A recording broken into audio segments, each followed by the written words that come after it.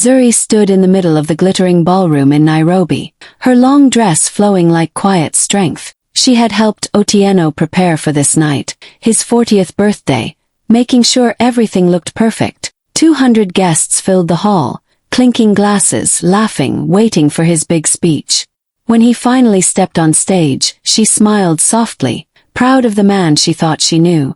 But what came out of his mouth cut deeper than any knife. Instead of thanking her, he laughed and pointed at her. Zuri. She's a nobody. The only thing she knows is how to boil rice. My colleague Amina. Now she's the kind of woman a man should stand beside. The room burst into laughter. Glasses tilted, whispers spread, and every chuckle echoed in Zuri's chest like a drumbeat of betrayal. She kept her face calm, her eyes steady, though inside her heart was breaking. The lights sparkled above her, but all she felt was the sting of humiliation. Guests looked at her with pity, some even with smirks, as if she didn't belong there. Otieno went on boasting, enjoying the applause, blind to the woman standing silently at the edge of the stage. Zuri didn't shout, didn't cry. She only tightened her grip on her clutch and lifted her chin. In that silence she found a fire. And in that moment, one thought echoed in her mind. He thought my silence was weakness. But silence was just the storm preparing. Zuri was only 19 when she first met Otieno. He was charming, full of dreams, and spoke with the confidence of a man who believed the world belonged to him. She fell in love quickly, the kind of love that makes a young woman forget everything else. When he asked her to marry him, she didn't think twice. She believed in forever. Believed in building a life together with patience, sacrifice, and loyalty. For her, love was enough. But Otieno's family never truly welcomed her. From the beginning, they whispered that she was too simple, not polished enough, not glamorous enough to fit into their world. His mother would say, "She looks like a village girl." His sisters would laugh at her dresses, calling them plain. Still, Zuri kept quiet, holding her head high, because she believed her love for Otieno would be stronger than their disapproval. She thought, one day they will see my heart and respect me. At first, their marriage had tender moments. They lived simply, counting coins, dreaming together in a small rented apartment in Nairobi. But as Otieno's business started to grow, he began to change. Success brought him pride, but pride slowly turned into arrogance. He dressed sharper, spoke louder, walked into rooms as though he owned them, and every time he rose higher, he looked down on Zuri a little more. She, however, sacrificed everything to stand beside him. Before marriage, she had been building her own small events company in Mombasa. She was good at it, creative, organized, and respected. But when Otieno said, "I need you to focus on me, on our home, on supporting my dreams," she let hers go. She closed her office, sold her supplies, and followed him to Nairobi. She told herself it was temporary, that she was investing in their future. Year after year, she gave up pieces of herself for his comfort. She woke up early to cook, to host his friends, to make sure he had no worries at home. She sat through his family's sharp words and smiled, swallowing her hurt, because she thought one day he would defend her. She thought one day he would see how much she gave up for him. But instead, the more she gave, the more he demanded. Otieno started comparing her to other women, the polished wives of his business partners, the glamorous women who attended their parties. Sometimes he would joke, "Zuri doesn't know these things, she's too simple." He said it with a laugh, but each word was a knife. Zuri carried all this quietly. She told herself patience was love. She told herself sacrifice was strength. She believed that building a man meant building a family. But deep inside, a quiet truth was growing. She had given everything, and in return she was slowly being erased. Before she became Otieno's wife, Zuri had her own name, her own light. Back in Mombasa, she ran a small but promising events company. She loved the work, turning empty halls into magic, making brides smile, arranging colors, flowers, and music until everything felt perfect. People trusted her. They said, "If Zuri is handling it, it will be unforgettable." But when Otieno asked her to give it up and move with him, she folded her dream into a box and told herself love was worth the sacrifice. For years, she lived in his shadow, watching him build his empire while hers gathered dust. But one evening, after another long day of being dismissed by his family, she sat alone with her laptop. Something inside her whispered, "Why should your dreams die just because you are married?" That night she created a new page, a new brand. No name connected to Zuri, no trace that could link back to her. She called it something fresh, modern, powerful, and no one knew it was her behind the screen.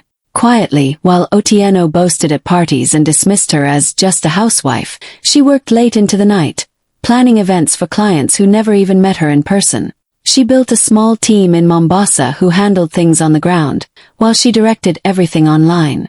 Every event she managed added another spark to her fire, and slowly, her hidden brand grew. At first it was small weddings and baby showers. Then came corporate conferences, fashion launches, and government galas. Her company became known for its elegance and perfection. People would fight to book months in advance. Yet at home she stayed silent, playing the role Otieno demanded. When he mocked her cooking, she nodded. When his family called her too simple, she smiled. All the while, money flowed into accounts he didn't know existed, and her influence spread across Nairobi, Mombasa, and beyond. The irony was almost cruel. While Otieno looked at her and saw a nobody, some of the most powerful people in Kenya were praising her work, without even knowing the face behind the brand. Her name was not on the company, but her fingerprints were everywhere, in the flawless details, the grand ideas, the quiet excellence. Zuri had built a quiet empire under his nose.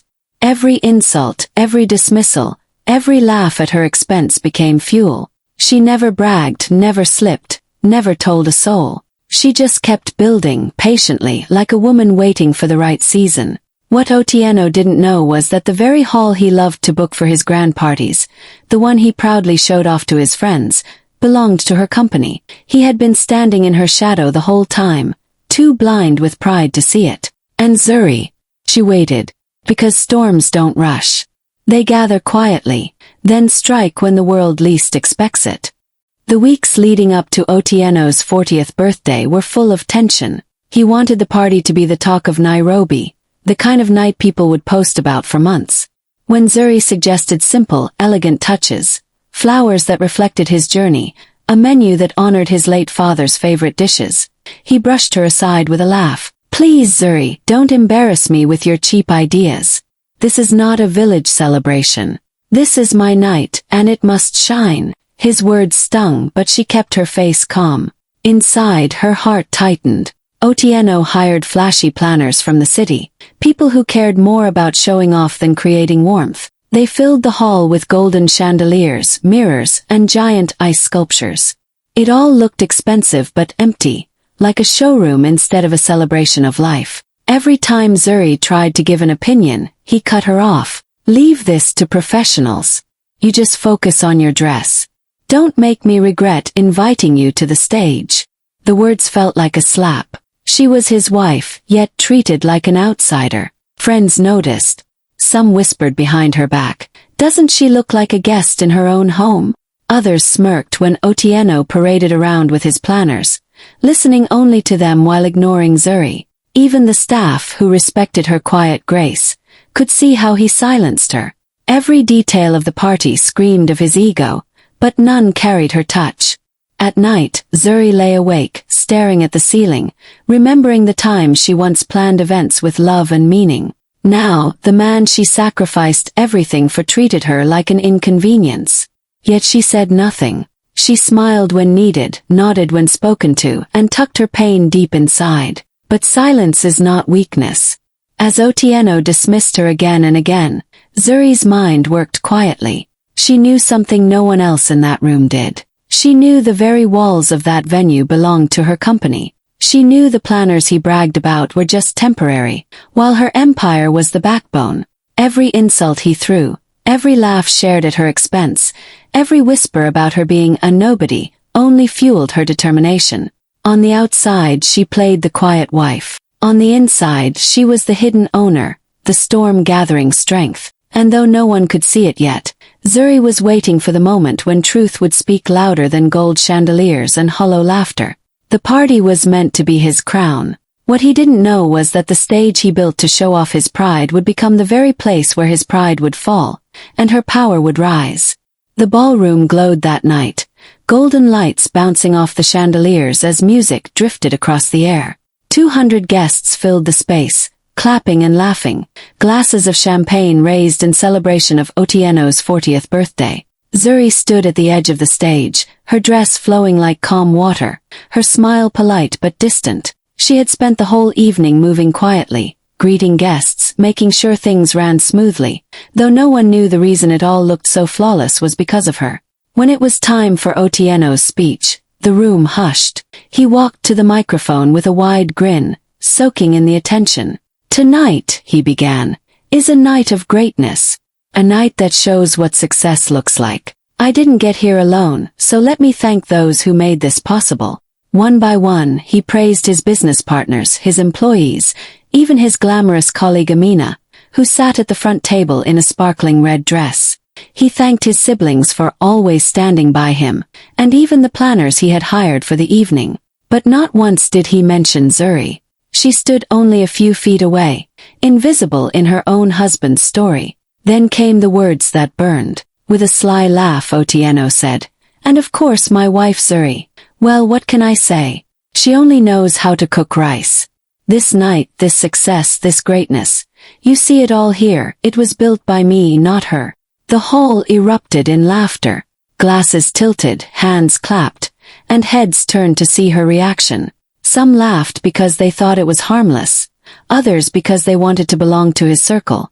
But for Zuri, every chuckle was a knife twisting deeper into her chest. Her heart pounded, her throat tightened, but her face didn't break. She simply straightened her shoulders and curved her lips into the coldest smile she had ever worn. She could feel the pity in some eyes, the mockery in others. Whispers rippled across tables. "Did you hear that? Poor Zuri. She looks so out of place." Otieno, enjoying the spotlight, didn't even notice the storm rising behind her silence. He laughed louder, raising his glass high. Inside, Zuri's soul was shaking. She thought of the years she had given him, the dreams she had buried, the quiet sacrifices no one had ever seen. And now, before hundreds of people, he had reduced her to a joke. But she refused to let them see her break. Instead, she looked around the grand hall, the hall she truly owned through her hidden company. The laughter that filled the air did not crush her, it fueled her. In that moment, she promised herself she would never again allow him to erase her worth. She smiled, but it was not the smile of a broken woman. It was the smile of a storm gathering. Otieno thought he had won the night. He didn't know the stage he stood on would soon belong to her, and the joke he made would be the beginning of his downfall. The music grew louder after Otieno's speech, the kind of music that made people forget their worries and rush to the dance floor. Guests swayed, glasses clinked, and laughter echoed through the grand hall. Otieno basked in it all, moving from one table to another, shaking hands, boasting about his achievements, and smiling as though the world belonged to him. To everyone else it looked like the perfect party. But in Zuri's heart, the night had shifted. The humiliation she had swallowed was no longer pain, it was fire. While people danced and gossiped, Zuri quietly stepped aside. She walked to a corner, her clutch in her hand, her face calm as ever. But inside the clutch was her phone, and with a few taps, she began making calls. Her voice was steady, polite but firm. "It's Madame Zuri. Yes, tonight we proceed as planned." What no one in the glittering ballroom knew was that the luxurious venue they admired, the hall Otieno had proudly claimed as his stage, was not truly his. The contract was not in his name. It belonged to her company, the empire she had built in silence. For years, she had hidden her identity behind another brand, letting others take the credit while she directed everything from the shadows. But tonight, her patience had reached its end. Within minutes, the staff began to move differently. The waiters who had been bowing to Otieno now shifted their glances toward Zuri. The event manager, who had taken instructions from the flashy planners earlier, now approached her quietly. "Madame Zuri," he said with respect, "do you wish us to continue as usual or prepare for the announcement?" His words confirmed what the entire staff already knew. She was the true boss here. Zuri nodded slightly, her expression calm, almost unreadable. "Wait for my signal," she replied. Her voice carried a weight that came not from anger, but from authority. It was the voice of a woman stepping into her rightful place. As the night went on, Otieno remained blind. He laughed loudly, raised toasts, and even leaned toward his colleague Amina as though his wife were invisible. To him, Zuri was still the quiet woman in the background, the one who only knew how to cook rice. But the staff no longer saw her that way. They moved with precision, watching her out of the corner of their eyes, ready to act the moment she gave the command. Zuri stood tall, her eyes scanning the room. Every insult, every dismissal, every laugh at her expense had brought her to this moment. The hall, the lights, the service. All of it was under her control, not his. He thought he owned the night, but he was just a guest in her house. The storm he had mocked was no longer preparing. It was ready, and when it struck, no one in that room would ever forget the name Zuri. As the clock neared midnight, the party was at its peak. The dance floor was crowded, the DJ blasting music while colorful lights spun across the ceiling.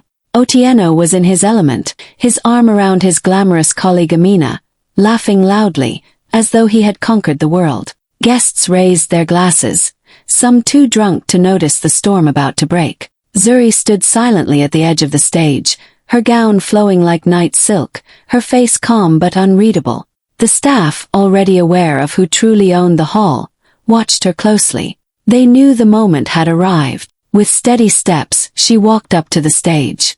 The music pounded, but her presence made people pause. Something about her silence, the grace in her stride, commanded attention. She reached the microphone, gently resting her hand on it. "Cut the music," she said softly. At once, the DJ obeyed. The hall fell into a sudden silence, broken only by the clinking of glasses and whispers of confusion. Otieno frowned, annoyed at the interruption, but before he could speak, Zuri's voice rang out clear and calm. "Ladies and gentlemen," she began, her tone steady, "this event is officially cancelled." The room froze. Murmurs rippled across the crowd. Some thought she was joking. Others stared at her in shock. Otieno laughed nervously, trying to brush it off, but Zuri continued, her eyes sweeping across the room. "You are not standing in Otieno's hall," she said firmly. "This is my hall. You are not celebrating under his success. You are standing under my company, built from my sweat, my years of sacrifice, and my silence." Gasps filled the air. People turned to one another in disbelief. The waiters and managers, standing tall, nodded in agreement. One of them even said loudly, "Yes, Madame Zuri is the owner." The lights dimmed on her signal, the chandeliers flickering until the room was bathed in a soft, golden glow. The once loud music was gone, replaced by an almost holy silence. Zuri's voice was the only sound, carrying the weight of truth. "For years I was mocked, dismissed, treated like I was nothing. Tonight, in front of all of you, my husband made me a joke. But let it be known, he is the guest here, not me." Otieno tried to step forward, his face red with anger, but the staff blocked him respectfully. Guests gasped again, shocked at the open defiance. Whispers spread like wildfire. "So she owns this place. She's the real power. We never knew." Zuri looked directly at him then, her cold smile returning. "You wanted the world to laugh at me. Instead they will laugh at you. Because while you were busy bragging, you didn't even realize you were celebrating inside my empire." The hall erupted, not with music, but with stunned murmurs and the sound of Otieno's pride collapsing. Zuri stepped away from the microphone, leaving silence and shock in her wake. The takeover was complete. The silence after Zuri's announcement hung heavy in the hall, thick enough to make hearts pound. Then, like fire catching dry grass, the whispers began. Guests leaned across tables, eyes wide with shock. "Did you hear what she said? So she owns this place. She was the power behind the party all along." The same mouths that once laughed at her now spoke her name with awe. Otieno, red with fury, shoved his chair back and stormed toward the stage. His voice cracked through the hall. "Enough of this nonsense. "Zuri, stop embarrassing me." He tried to grab the microphone, but the staff moved swiftly, blocking his path. One of the managers, respectful but firm, said, "Sir, this is Madame Zuri's hall. Please step down." The words hit him harder than any slap. "Madame Zuri," he shouted, his voice breaking. "She's nothing. I paid for this party." But the staff didn't flinch. The waiters, the planners, the entire crew turned their loyalty toward her. They bowed their heads slightly in her direction, acknowledging her authority. The sight was undeniable. The man who had mocked his wife as a nobody was now powerless before her. The guests watched in stunned silence, their faces a mix of shock and curiosity. Many of them had laughed earlier when Otieno made his cruel joke. Now the laughter was gone, replaced by murmurs of regret and embarrassment. "How blind we were," someone whispered. "He called her nothing, but she built everything." Otieno's rage grew. He pounded the edge of a table, glasses shattering on the floor. "This is my birthday, my celebration. How dare you steal my night?" His voice was desperate now, no longer confident, no longer proud. It was the sound of a man unraveling. Zuri, calm and steady, looked at him without fear. Her eyes, sharp as glass, cut through his anger. "You humiliated me in front of these people. You made me a joke in my own life. Tonight you feel what I have felt for years.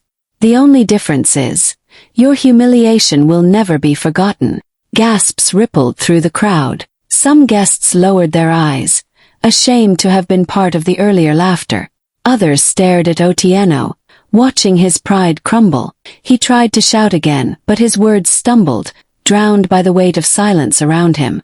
The same echo of mockery that had crushed Zuri earlier now fell on him, magnified 100 times. People whispered not out of pity, but out of awe for her and disbelief at him. "He mocked the woman who owned him," someone muttered. "What a fool." For the first time in years, Otieno had no stage, no applause, no control. He was exposed, stripped bare before the very people he wanted to impress. And beside him, Zuri stood tall, her silence no longer weakness but power. The humiliation he once gave her had returned, sharper and louder. This time the whole city would hear of it. The hall was still buzzing with whispers, the air heavy with shock. Otieno stood trembling with rage, but his words had lost their power. His face was red, his fists clenched, yet no one moved to support him. The same guests who had cheered for him earlier now avoided his eyes. The staff no longer obeyed him. Everything he thought was his was slipping from his hands. Zuri walked slowly toward him, her heels clicking softly against the marble floor. She didn't raise her voice. She didn't need to. Her calm presence alone silenced the room more than his shouting ever could. She stood just a few steps away, her chin lifted, her eyes steady, and finally spoke. "You mocked the hand that built your table," she said clearly, every word ringing through the hall. "From today you will eat alone." The room gasped. Her voice wasn't angry. It was final, like a door closing forever. Otieno's mouth opened, but no words came. He tried to laugh, but it came out broken, hollow. Zuri turned to the guests, her grace never wavering. "Ladies and gentlemen, thank you for coming tonight. But this celebration is over. The contract for this hall, the company behind this event, the empire you see here, it belongs to me. From this day forward, I no longer stand in the shadows. I no longer hide." She let her eyes sweep across the crowd, meeting the stunned faces of those who once mocked her. "I am Zuri. Remember that name because you will hear it again and again, not as someone's wife, not as a joke, but as a woman who built her own empire." There was a moment of silence, then murmurs of respect. Some guests even nodded, admiration shining in their eyes. A few women clapped softly, breaking the tension, their faces glowing with pride. Otieno stumbled forward, his voice desperate now. "Zuri, wait, we can talk about this. You can't just walk away." But she didn't even look back at him. She held her clutch tightly, her head high, and walked down the stage. Every step felt like freedom. The staff bowed slightly as she passed, acknowledging her as their true leader. Guests parted to give her space, watching her with awe. She didn't run, she didn't rush. She walked out like a queen reclaiming her crown. At the door she paused just once, her voice calm but sharp as glass. "I am separating from you, Otieno. My silence has ended. My empire is mine again." And with that, she left the hall, leaving him standing broken among the ruins of his pride. That night, Zuri didn't just leave a marriage. She left the cage he had built for her, and for the first time in years, she stepped fully into her own light. Weeks later, the city was buzzing with a new name, Forever Events Africa. Billboards lit up the streets, magazines featured it on their covers, and clients who once ignored Zuri now lined up outside her office. What had once been Otieno's pride was now Zuri's crown, rebuilt and rebranded with her vision. She worked day and night, not to prove herself to him anymore, but to prove to every woman who had ever been silenced that strength comes alive when you stop hiding. Young women started writing to her saying, "You gave me courage to walk away from what was breaking me." Older women showed up at her events just to shake her hand and whisper, "Thank you for reminding us of our worth." Her company quickly grew into the biggest in the region. Every major event, political gatherings, weddings, cultural festivals, wanted the touch of Forever Events Africa. But more than the success, it was the way people looked at her now that mattered most. Not as Otieno's wife, not as someone's shadow, but as Zuri, the woman who rose from humiliation and built her own empire. She stood one evening on the balcony of her new office, watching the city lights, her heart finally light. The pain, the betrayal, the laughter she endured, it all felt like distant noise compared to the roar of her new beginning. She smiled, remembering the night Otieno tried to break her in front of everyone. That same night had become the fire that rebuilt her life. And when the cameras caught her at her company's grand launch, her words spread across the internet, turning into a viral anthem. "He lost a wife at his birthday. I found myself at mine."